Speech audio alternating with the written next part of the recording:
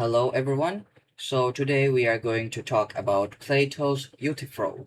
The reason being is that this is one of the best introductory text for anyone who wants to dive into philosophy, and really it's one of the earliest assigned text for any philosophy of student to read through. And usually these types of texts are given after one has finished any logic course or has finished a logic book, so that now they can begin to dissect texts and discover arguments and like find refutations to it and analyze it, find better alternatives, and etc etc.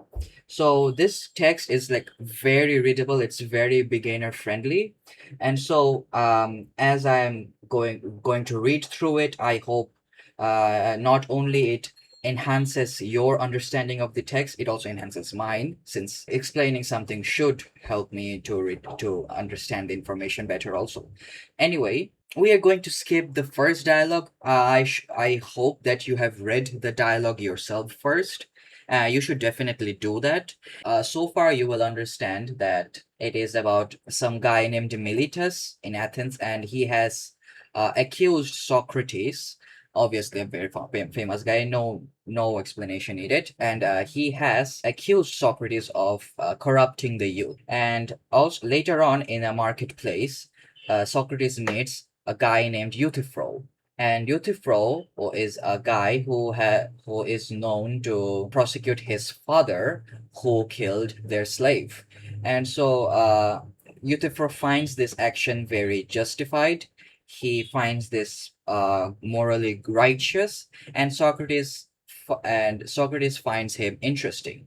And so he asks Euthyphro, like, what he means, what does he know about pious and piety, and pious and impious, and does he know what exactly is piety and impious and impiety. And the main reason being that Socrates wants to challenge Miletus to prove that what Socrates does is pious, and therefore should not be indicted for that, right? For Socrates, Euthyphro is a very important character because literally his life is on the line. You can read the first parts of it. It's pretty entertaining to see Socrates like, what the hell? Why are you doing this? For you're literally your own father. And so the main thing is Socrates also questions Euthyphro if he is truly sure that what he is doing is pious or not, like instead of being like a psychopath. And Euthyphro seems to be absolutely firm in his position that what he did is pious. So Socrates first asks him, like, what does he know about pious, and whether he can define piety, right? And the thing is, I've been saying piety and impiety for the whole for so far. The thing is, in philosophy of religion, we usually don't say pious and impious. We usually say morally good and morally bad, which is all about which is all that metaethics is about, right? It is the study of what is good and what is bad. But the whole text is about it says this as piety and impiety, and the two are not very different, right? You could say that pious is like a morally wise decision, but the modern rendition of Euthyphro's dilemma is about good and bad. So it works either way. So just for now, just put it in your head that when I say pious, it means good. Sorry, piety, it means good. Impious means bad, morally speaking. And so, after back and forth, Socrates first questions Euthyphro. Tell me then, what is the pious and what is the impious? What the impious do you say? Euthyphro says, I say that the pious is to do what I am doing now, to prosecute the wrongdoer, be it about murder or temple robbery or anything else. So basically, Euthyphro's first, actually, let's just write it. What is piety, right? So the first definition that Euthyphro gives is to prosecute the wrongdoers. And then later he cites the Greek mythology of Zeus overthrowing his father Cronus for eating his siblings, I guess. That was the name. But whatever, he basically cites that and questions like, if Zeus can do it, and if Zeus is the most just, then when I do it, why am I not also doing something just? Why am I not doing something pious? Why is not people considering it pious? The obvious issue of this definition is that this is not even a definition. This is just an example. Examples are not adequate definitions, right? If I tell you what is a human, I ask you, what is the essence, what describes the essence of the human, like what makes a human. I'm not asking like a human eats cheeseburgers, he breathes, he laughs, or something else. I am asking you, what's the essential definition of a human? Socrates says, indeed, Euthyphro, this is the reason why for now, try to tell me more clearly what I was asking just now. For, my friend, you did not teach me adequately when I asked you what the pious was, but you told me that what you are doing now in prosecuting your father for murder is pious. So Socrates is saying, like, you didn't tell me what pious is. You just told me that what you were doing was pious. But what are you doing? That's what I'm asking. What is piety? And so, like Euthyphro says, and I told the truth, Socrates. Socrates says, perhaps, yeah, you probably said you're probably right that that you're prosecuting is pious. Perhaps you agree, however, that there are many other pious actions. Euthyphro says, there are. Socrates says, bear in mind then that I did not bid you to tell me one or two of the many pious actions, but that form itself that makes all pious actions pious. For you agreed that all impious actions are impious and all pious actions pious through one form, or don't you remember? Euthyphro says, I do. So obviously, Socrates asking, give me the form of pious, give me a formal definition, a definition that captures the form, the essence of piety, of an action that is pious, right? Specifically an action, because like nothing else can be termed pious, right? It's only the action. Even a man, right, a person is called pious because what he does, like his actions are pious, right? So it's the actions that can be pious. But anyway, the type of definition that Socrates is asking Euthyphro to define piety is something like this. Let's use the example of a human, right? What is a human? A human is an animal that is rational, right? A human is an animal who is rational. So, animal, rational. Animal is the genus, and rational is the differentia or specific difference. Okay? Well, let's write it a bit better. Okay? So, genus plus differentia gives us the essential definition of human. What is a genus? Genus is basically the common aspect of this what we are defining. All humans are basically animals, right? There is basically no argument about that. Human falls in the genus of animal. But what differentiates humans from other animals, like of the same genus, is that they have rationality. This is the specific difference. It is the differential. This irrationality is what differentiates all other animals in the genus of animal from humans. Now, obviously, this is Aristotelian logical definition of humans. In modern anthropology, there is some debate like whether or not rationality is only exclusive to humans, and maybe other animals may have rationality, but that is not of our concern, okay? Just for now, keep it in mind that this is how we define usually stuffs.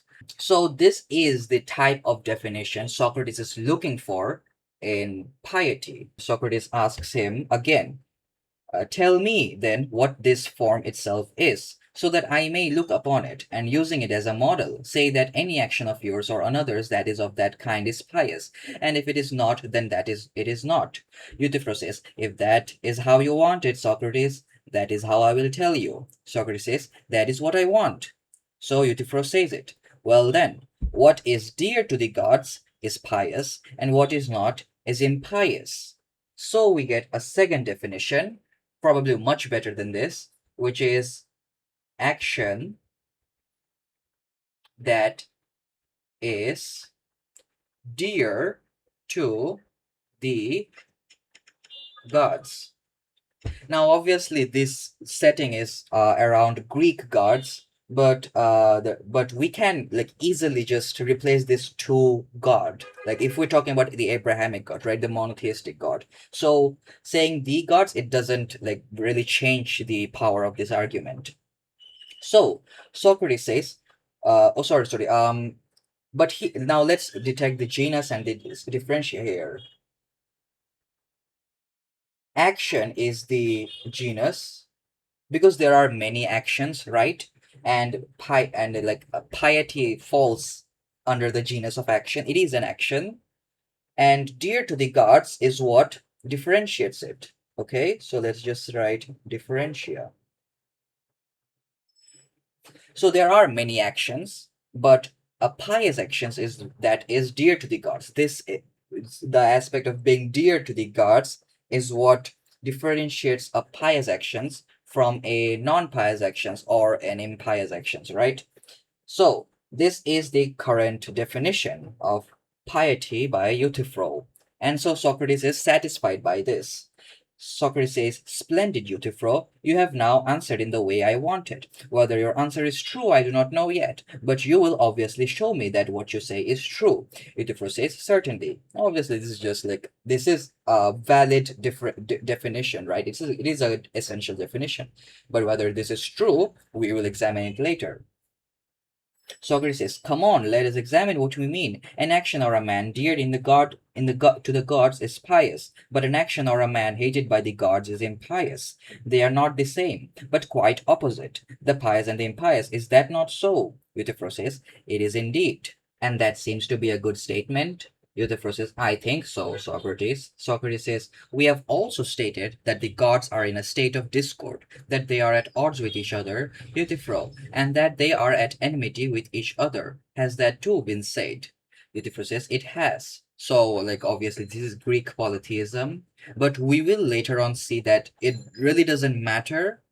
The argument still applies to the Abrahamic God. It has. Socrates says, what are the subjects of difference that cause hatred and anger? Let us look at it this way. If you and I were to differ about numbers as to which is the greater, would this difference make us enemies and agree with each other? Or would we proceed to count and soon resolve our difference about this? Euthyphro says, we would certainly do so. Socrates says, again, if we differed about the larger and the smaller, we would turn to measurement and soon cease to differ.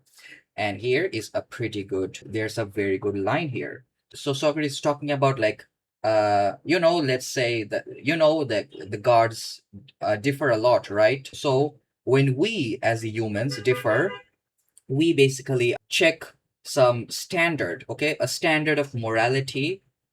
In this case, we look for a certain standard to resolve our issue, to resolve our disagreement. Right now, according to Euthyphro, the standard is that an action should be dear to the gods, right? It is technically standard to consider an action pious and impious.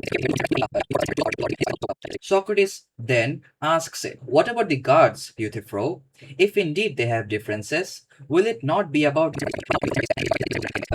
Socrates says, but you say that the same things are considered just by some gods and unjust by others, and as they dispute about these things, they are at odds and at war with each other. Is that not so? Euthyphro says, it is. Socrates says, the same things then are loved by the gods and hated by the gods, and would be both God loved and God hated.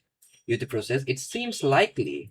Socrates says, and the same things would be both pious and impious, according to this argument?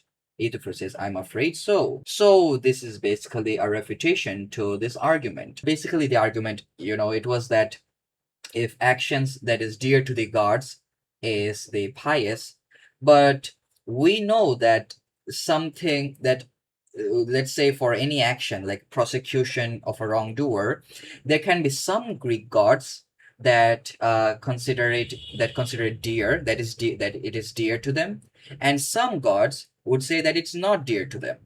So that action is both pious and impious in that way, but that is an obvious contradiction, right? It can something cannot be it and also not it. Socrates says, so you did not answer my question, you surprising man. I did not ask you what same thing is both pious and impious, and it appears that what is loved by the gods is also hated by them. So it is in no way surprising if your present action, namely punishing your father, may be pleasing to Zeus, but displeasing to Cronus and Uranus, pleasing to Hephaestus, Hephaestus, but displeasing to Hera, and so with any other gods who differ from each other on this subject. Euthyphro says, I think, Socrates, that on this subject no gods would differ from one another, that whoever has killed anyone unjustly should pay the penalty. Right now, Euthyphro has modified this a bit more. What here is action that is, let's just write it properly, dear to all the gods. So this is the new differentia. It's not just any god, it is all the god. This is the genus. Okay. So yeah, this is the actual main definition that the Euthyphro dilemma is going to come from Socrates. Okay, and like all the gods, sorry, all the gods.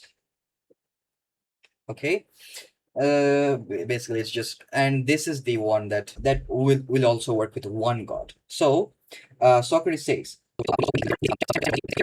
Basically, the entire text is like he's just clarifying what exactly this means. He didn't really need to go about that. Euthyphro just agrees with all of that. Socrates says, come now, my dear Euthyphro, tell me too, that I may become wiser. What proof you have that all the gods consider that man to have been killed unjustly who become a murderer, while in your service was bound by the master of his victim, and died in his bonds before the one who bound him found out from seers what was to be done with him, and that is, that it is right for a son to denounce and to prosecute his father on behalf of such a man. Come, try to show me a clear sign that all the gods definitely believe this action to be right. If you can't give me adequate proof of this, I shall never cease to extol your wisdom. And so he's asking, like, what is your proof that prosecuting wrongdoers is actually all the gods, right? It's kind of a tangent, but yeah, it is basically like, it is a valid criticism. Like, how are you sure that, like, what is your proof that, first of all, how are you going to know all the gods actually agree with this, and whether or not, if this, and the like second question is whether this is like an actual like explanation to know that what is pious. Euthyphro basically admits that this is perhaps no light task, Socrates, though I could show you very clearly. Socrates says, I understand that you think me more dull-witted than the jury, as you will obviously show them that these actions were unjust and that all the gods hate such actions. Euthyphro says, I will show it to them clearly, Socrates, if only they will listen to me. Socrates says, they will listen if they think you show them well, but this thought came to me as you were speaking, and I am examining it. Us to define Python. Okay,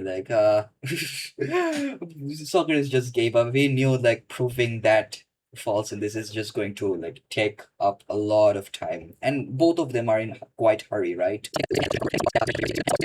Socrates says, okay, yeah. So right now we will rub the entire board, because right now what Socrates is going to mention is the dilemma that has yet not been proven to have any adequate answers till this day, after all the thousands of years in philosophy of religion. This is the dilemma that has been studied probably the most in any other topics of metaethics. But yeah, right now you are going to learn probably one of the most challenging question in the entirety of philosophy of religion and ethics in general. Socrates says, we shall soon know better whether it is. Consider this. Is the pious being loved by the gods because it is pious? Or is it pious because it is being loved by the gods? Let's actually write this. Let's first horn. Usually in dilemma we take both, we say either options as being horns, right? The first one is uh loved by all gods. Sorry, could I just uh loved by all gods because pious, or pious because loved by all gods. So this is the Euthyphro dilemma. Okay, I don't have to title this. So the first horn is asking, loved by all gods because something is pious, or pious because loved by all gods. So right now, if you had realized, Euthyphro's definition was actually this for the whole time. But Socrates is asking like whether this is also a possibility or not. Euthyphro says, I don't know what you mean, Socrates. So, because Socrates is saying it that like in the original dilemmic form, Euthyphro didn't catch it easily, but I hope you guys catched it. Socrates says, I shall try to explain more clearly. We speak of something carried and something carrying, of something led and something leading, of something seen and something seeing. And you understand that these things are all different from one another and how they differ. Euthyphro says, I think I do. Socrates says, so there is also something loved and a different thing, something loving. Loved, something loving. All gods is what loving, right? Loved is the pious and loving is all gods, right? There's the action, there is the actor. That is the difference. So we continue. Euthyphro says, of course. Socrates says, tell me then whether the thing carried is a carried thing because it is being carried, or for some other reason. So basically, is something loved because of someone loving, or is it for other reason? Euthyphro says, no, that is the reason. Yeah, that is absolutely the reason. Socrates says, and the thing led is so because it is being led, and the thing seen because it is being seen, right? It is being seen by the seer, or whatever the verb was, I forgot. Euthyphro says, certainly. Socrates says, it is not being seen because it is a thing seen, but on the contrary, it is a thing seen because it is being seen. Nor is it because it is something led that it is being led, but because it is being led that it is something led. Nor is something being carried because it is something carried, but it is something carried because it is being carried. Is that what I want to say clear? Euthyphro, I want to say this, namely, that if anything is being changed or is being affected in any way, it is not being changed because it is something changed, but rather it is something changed because it is being changed. Nor is it being affected because it is something affected, but it is something affected because it is being affected. Or do you not agree? Euthyphro says, I do. Okay, so let's just break it down. So let's just talk about love. First, the carried. Something is carried. How do I draw this? So let's say a box. This is a hand. This is carried. Carried. This box is something carried, right? It is something carried. But this is not something carried because it is something carried, right? That's just circular. It is something carried because because it is being carried, right? It is being carried by the hand, right? That is, this is basically what Socrates is probably saying. It is not carried because it is carried. Because if we say that something is loved because it is loved by itself, right? That just doesn't make sense. That's just circular. We say that the reason that something is loved, there's an external reason from it. It's not circular. There's someone loving something that makes it loved. Someone carrying that something that makes that something carried. I hope you guys got that. It's a bit mouthful, but the thing is, Socrates is trying to say that something's loved not because something's loved. That's just circular, okay? He is continuing. Socrates is saying, what then do we say about the pious, Euthyphro? Surely that is being loved by all the gods, according to what you say. So this is the first horn. Euthyphro says, yes.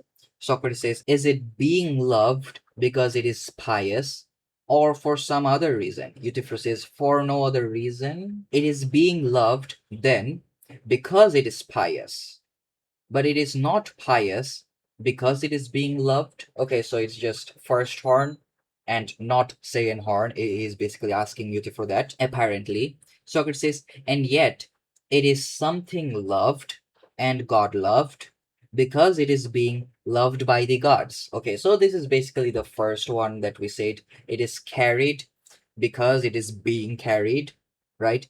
And like recall from the previous verbose Socrates, who is saying like it is not being changed because it is something changed, okay, but it is something changed because it is being changed. The actor always precedes the action. Okay, you cannot have an action before an actor acts upon it, right? This is the main sentence here. Socrates says, then the God loved, okay, is not the same as the pious, Euthyphro, nor the pious is the same as the God loved. Euthyphro says, how so, Socrates? Socrates says, because we agree that the pious is being loved for this reason, that is, it is pious, but it is not pious because it is being loved. Is that not so? Remember this. We are still affirming the first horn and denying the second horn. Socrates is going to go a bit in different places, but just keep it in mind. We are refuting the first horn right now, okay? Socrates is just repeating again, because we agree that the pious is being loved for this reason, that it is pious, but it is not pious because it is being loved. Okay, it is not pious because it's being loved. We are denying the second horn, remember? Okay, is that not so? Euthyphro says, yes.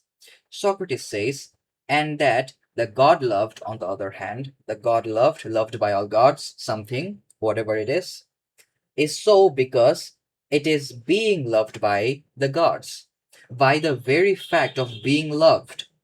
Okay, so it's just by the very fact of that an action should be that an actor should be preceding the action, but it is not being loved because it is God loved. I think it's better to keep the diagram, right? So this is something carried. This is being carried. Okay, these two are different. Okay, this is only something carried because it is being carried. It is not being carried because it is something carried. Okay, that just doesn't make sense. It is not being carried because it is something carried. Okay, let's just make a big bold arrow here. Socrates says, and now he's going to go very like verbose way. This is probably the most confusing paragraph in the entire in the entire text.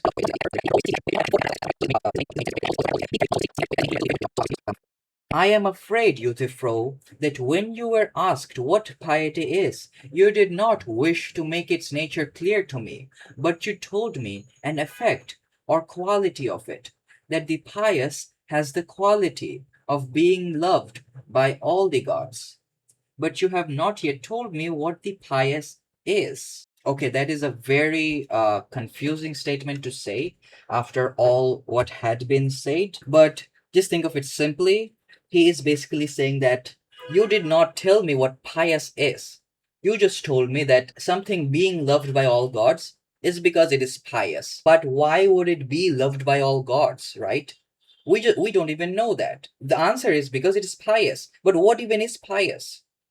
So right here he just, so that is the main objection. This first horn is not a good definition, because loved by all gods is just an aspect of piety. Something pious is just have a quality of being loved by all gods. Something pious can be loved by all gods and sometimes it cannot, okay? Sometimes it's also possible loved by all gods because pious. This is just saying that something pious just can be loved by all gods. It doesn't necessarily have to be loved by all gods, okay? That's just an aspect of pious. Okay, that's the main thing. Okay, keep it in mind. That is the refutation of the first horn, or that the pious has the quality of being loved by all the gods. But you have not yet told me what the pious is.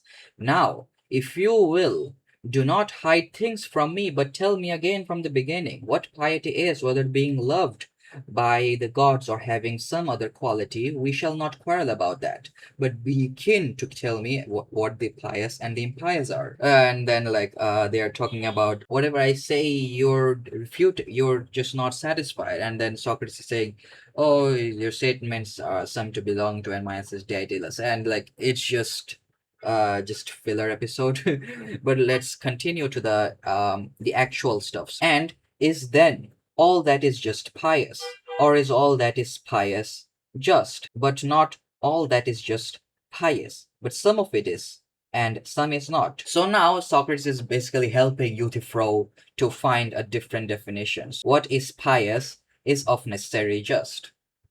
Should I remove this? Let's remove this. So right now the new definition of what is piety is action that is just. Basically justice, you know. Go in feeling shame and embarrassment. Oh, just a second. We didn't talk about this, right? Actually, Socrates just goes on into a tangent to talk about, to like refute this definition, and like forgets about this second horn. And he refutes this by saying like, this is just saying pious is just something else. It is not, it is just aspect of, okay? But pious, because loved by all gods, usually, okay, I'm going to go on a tangent myself, because then we're just talking about a different, because right now this is the standard Euthyphro dilemma, okay? Not this, not about just, it's just loved by all gods. The standard Euthyphro dilemma, that is the refutation of the first one, that is the standard refutation used in modern philosophy religion. But for this second horn, actually, you know what? Let me tell you the actual terms that usually is used to differentiate. This is the first horn is usually termed as natural law. Okay, because natural law, and all of these terms is basically saying that what is pious or what is morally good is something independent of whether it is loved by all gods or not. Okay, so that is the usual term for this. Whereas for the second term, it is called, it has a more like like a more standard term, usually command theory, or DCT, divine command theory, or DCT. Okay, this is the usual, like the most prevalent the more prevalent position across all theologians, whether you say Christian or Muslim theologians, right? Or whether you talk about Aquinas, or like a Muslim theologian like Al-Ghazali. This is the usual definition put forward by Abrahamic theologians. So this is the divine command theory, and this usually natural law or moral autonomy, right? So this is the refutation of this we already talked about. Socrates already talked about this, but the refutation of second horn is that morality is kind of arbitrary. It's not defined.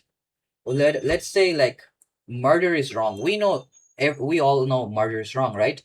But let's say if murder was loved by all gods, like in any time when God wants, then is murder going to be right? So that is the usual refutation of the divine command theory. It's basically questions whether morality is just arbitrary or not. And usually the proponents of DCT will say that, yeah, it is arbitrary as long as God loves, as long as and usually it's not about love. In modern philosophy religion, it's command, right? Something is commanded, some law is commanded, then it is good. Okay, so if you want to read upon this too, then these are the terms. But for now, we are going to continue the Euthyphro text and just talk about another like interesting definition that is usually not a, because this is kind of weak. Okay, Euthyphro says, "I do indeed." Socrates says, "But where there is shame, there is also fear. For is there anyone who, in feeling shame and embarrassment at anything, does not also at the same time fear and dread a reputation of for wickedness?" Euthyphro says, "He is certainly afraid." Socrates says, "It is then not right to say, where there is fear, there is also shame, but that where there is shame, there is also fear. For is there anyone who, in feeling shame and embarrassment for or at anything, does not also at the same time fear and dread a reputation for wickedness?" What is being said is like, think of a circle. This is fear, and a smaller one, there is shame. So you can be feared, so you can fear for something, like, but you don't have to be ashamed of it, right? But when you're ashamed of something, you are fearing for your reputation all the time. Okay, that is the definition of shame. It is then not right to say, where there is fear, there is also shame, but that where there is shame, there is also fear. For fear covers a larger area than shame. Okay, so he just said the diagram. Shame is a part of fear, just as odd is a part of number. With the results that it is not true that where there is number, there is also oddness, but that there is oddness, there is also number. Do you follow me now? So yeah, odd numbers and numbers, natural numbers. Euthyphro says, "Surely." Socrates says, "This is the kind of thing I was asking for. Whether where there is piety, there is also justice, but where there is justice, there is not always piety. For the pious is a part of justice. Shall we say that, or do you think otherwise?" So from this analogy, what is Socrates trying to say? Uh, is that, let's make a big circle, let's make a small circle. So the big thing, so the bigger area is that justice and piety. Where there is justice, where there is piety, there is always justice. Okay, this is always inside the justice. But where there is justice, there is not always piety. Okay? These are not piety. These are outside piety. Euthyphro says, "No, but like that, for what you say appears to be right." Socrates says, "See what comes next. If the piety is a part of the just, we must, it seems, find out what part of the just it is." Now, if you asked me something of what we mentioned just now, such as what part of number is the even, and what number that is, I would say it is the number that is divisible into two equal, not unequal parts. Or do you think so? So basically, he's just asking, think of big justice, right? Justice, and some part of it is piety, supposedly. But there are other parts, right? So how do I know which one is piety? Okay, so remember differentia. So it is something just, but there needs to be some other differentia to differentiate other stuffs, right? So that we can define piety. Now, if we were to make a bigger, right, actions, right? So justice seems to be under action, like that we understand this intuitively, kind of doing a just action. But in here, the reason why I will choose justice instead of action is because there is something called the proximate genus, and and if there are multiple genuses in the possible in the definition, then we must choose the closest, okay, the smallest. So what I want to do, just action that dot dot dot. Okay, so this is our genus, and dot dot dot is our supposed to be a differentia. Okay, so which differentiates other just stuffs with that and so piety. Okay, that differentiates piety from other just stuffs, right? Now, like a bit of tangent from here, I have some issues with this, like so far, because to be honest, isn't it supposed to be piety and a bunch of justice? Because you can have a lot of good or pious stuffs. That's not necessarily a just thing. It kind of says that there can be just stuffs which are impious, and it is so. But let's just see like how Socrates goes on about this current definition. Try in this way to tell me what part of the just the pious is, in order to tell Miletus not to wrong us any more and not to indict me for ungodliness, since I have learned from you sufficiently what is godly and pious and what is not. Euthyphro says, I think, Socrates, that the godly and the pious is the part of the just that is concerned with the care of the gods, while that concerned with the care of men is the remaining part of justice. So we are still within this model, okay? So piety is supposed to be like what is just, but at the care of gods. But while other, which is justice, are at the care of men, okay? You know what? Let's just make one circle to make it easier to understand. Because other circle, it would be not God, okay? It could be with man, it could be with other animals. But let's just, for the sake of understanding the passage, we'll just keep two. Yeah, we can therefore give the definition. So this is, I guess, the fourth definition, just action that is with the care of the gods. You seem to me to put that very well, but I still need a bit of information. I do not know yet what you mean by care. Yeah, what does care mean? We were talking about love, so now we know about love, but what is care different? Why is care different from love? I do not know yet what you mean by care, for you do not mean the care of the gods in the same sense as the care of other things. As for example, we say, don't we, that not everyone knows how to care for horses, but the horse breeder does. While piety and godliness is the care of the gods. Euthyphro, is that what you mean? Euthyphro says it is. Socrates says, now, care in each case has the same effect. It aims at the good and the benefit of the object cared for. Basic definition. As you can see, the horse is cared for by horse breeders are benefited and become better. Or do you not think so? Euthyphro says, I do. Is piety then, which is the care of the gods, also to benefit the gods and to make them better? Would you agree that when you do something pious, you make someone of the gods better? Euthyphro says, by Zeus, no. Yeah, he denies it. Socrates says, nor do I think that this is what you mean. Far from it.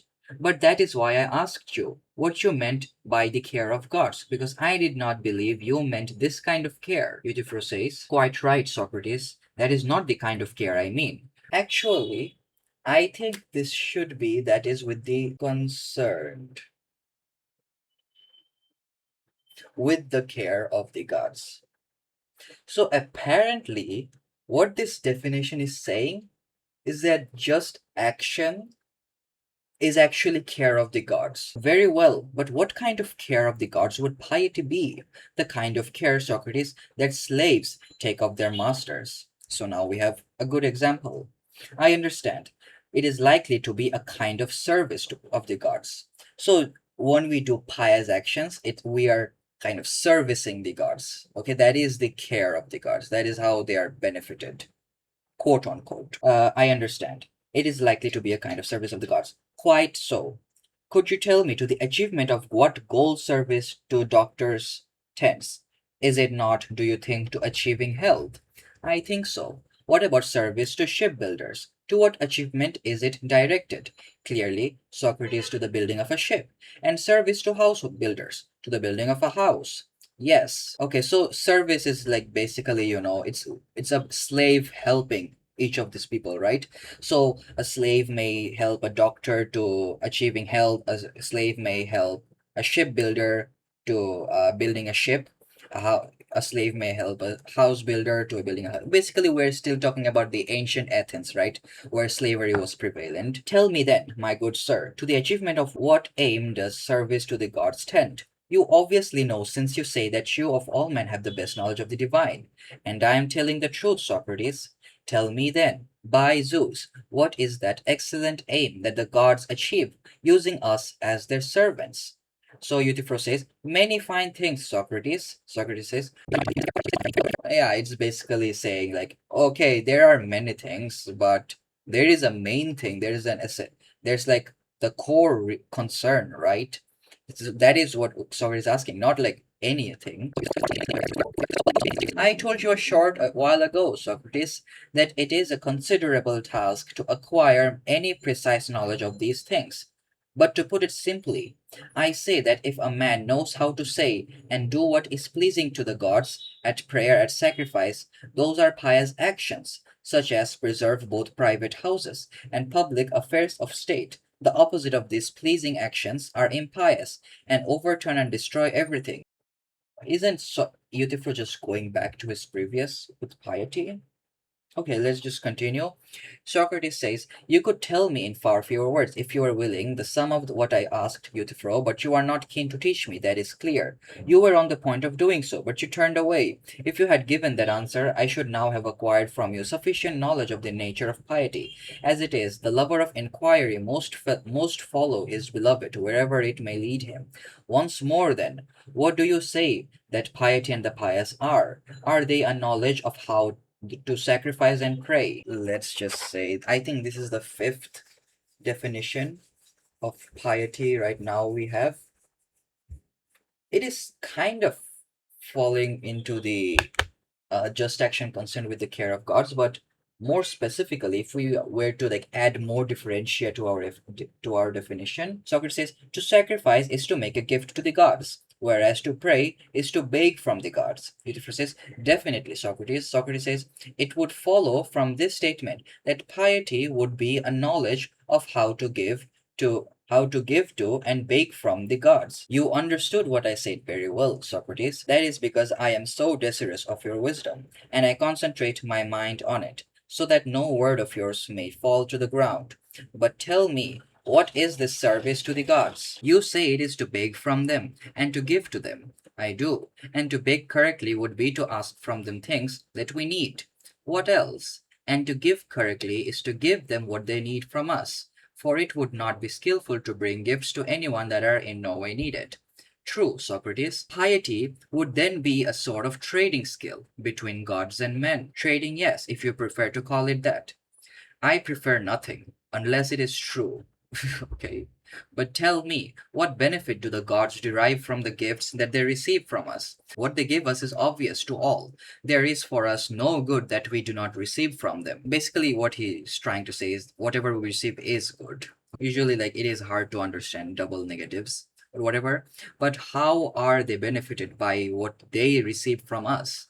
Or do we have such an advantage over them to the trade that we receive all our blessings from them, and they receive nothing from us? Euthyphro says, do you suppose, Socrates, that the gods are benefited by what they receive from us? Socrates says, what could those gifts from us to the gods be, Euthyphro? Euthyphro says, what else do you think than honor, reverence, and what I mentioned just now to please them? Socrates says, the pious is then, Euthyphro, pleasing to the gods, but not beneficial or dear to them? I think it is of all things most dear to them. So the pious is, once again, what is dear to the gods. Most certainly. When you say this, will you be surprised if your arguments seem to move about instead of staying put? So we are now again going back into the first horn. And will you accuse me of being Daedalus, who makes them move, though you are yourself much more skilled than Daedalus, and make them go around in a circle? Or do you not realize that our argument has moved around and come again to the same place? You surely remember that the earlier the pious and the God loved were shown not to be the same but different from each other. Or do you not remember? I do. Do you then not realize now that you are saying that what is dear to the gods is the pious? Is this not the same as the God loved, or is it not? It certainly is. Either we were wrong then we agreed when we agreed before, or if we were right then we are wrong now. That seems to be so. So we must investigate again from the beginning what piety is. Euthyphro is probably just fed up right now, as I can see the dialogue will end it in the next page.